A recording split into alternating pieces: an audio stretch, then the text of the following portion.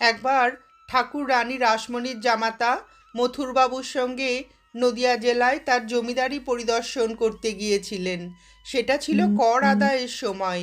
যদিও প্রজারা গত 2 বৎসর ধরে শস্যের ফলন না হওয়ায় অত্যন্ত দুরবস্থার মধ্যে দিন কাটাচ্ছিল। অনাহারী ও ছেঁড়া কাপড় পরা গ্রামের লোকেদের দেখে শ্রীরামকৃষ্ণদেব অত্যন্ত মর্মাহত হলেন। তিনি মথুরবাবুকে ডেকে পাঠিয়ে তাদের কর মুকুব করে ভালো করে খাওয়াতে ও কাপড় দিতে বললেন। মথুরবাবু বললেন, বাবা, তুমি জানো না পৃথিবীতে কত দুঃখ কষ্ট আছে, এদের কর মুকুব করে বিশেষ কিছু উপকার হবে না।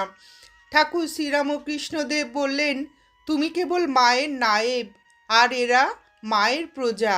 মায়ের টাকা খরচ হোক, এরা এত কষ্ট পাচ্ছে আর তুমি এদের সাহায্য করবে না? তোমাকে করতেই হবে। মথুরবাবু ঠাকুর শ্রীরামকৃষ্ণদেবকে ঈশ্বরের অবতার বলে মানতেন, তাই ঠাকুরের কথা তাকে রাখতেই হলো।